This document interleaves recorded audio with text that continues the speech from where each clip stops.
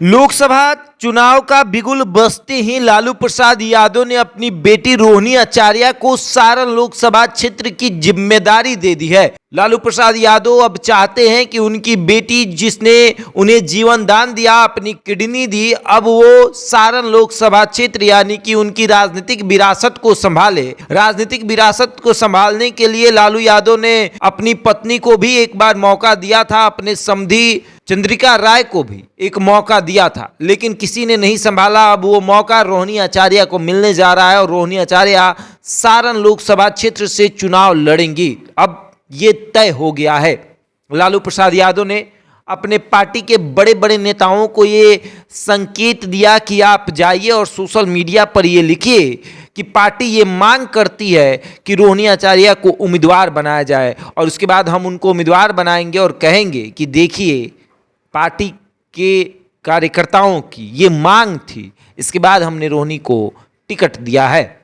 अब लालू प्रसाद यादव की राजनीतिक विरासत को संभालने सारण लोकसभा क्षेत्र में रोहिणी आचार्य जो है वो जाएंगी। और सबसे बड़ी बात कि सारण लोकसभा क्षेत्र का अगर जातीय समीकरण को देखें तो यहाँ पर यादवों का बोलबाला है, उसके बाद राजपूत भूमिहारों का भी यहाँ पर खूब बोलबाला है। यहाँ पर यादव, भूमिहार और राजपूत ही तय करते हैं कि उम्मीदवार कौन होगा और जीत किसके सर पर चढ़ेगी। अब सबसे बड़ी बात कि यहाँ से मौजूदा सांसद राजीव प्रताप रूढ़ी हैं। 2014 में और 2019 में राजीव प्रताप रूढ़ी यहाँ से सांसद बने। 2009 में लालू प्रसाद यादव खुद यहाँ से सांसद थे, और यहाँ का माहौल अगर देखा जाए तो लालू प्रसाद यादव और राजीव प्रताप रूढ़ी में हमेशा यहाँ फाइट होते रहा है। लालू परिवार से अब राजीव प्रताप रूढ़ी की फाइट जो है वो हो रही है। इस बार भी राजीव प्रताप रूढ़ी अगर भारतीय जनता पार्टी से आते हैं तो फिर लालू प्रसाद यादव की बेटी रोहिणी आचार्य से उनकी फाइट होगी। जहाँ एक तरफ लालू प्रसाद यादव ने अपनी बेटी की राजनीतिक एंट्री कराई, उस समय ये कहा गया कि आने वाले समय में रोहिणी आचार्य की जगह पर तेजस्वी यादव की पत्नी राष्ट्रीय चुनाव लड़ सकती है। लेकिन लालू प्रसाद यादव ने ठान लिया था कि बेटी ने जीवन दान दिया है तो बेटी को भी कुछ ना कुछ देना ही है।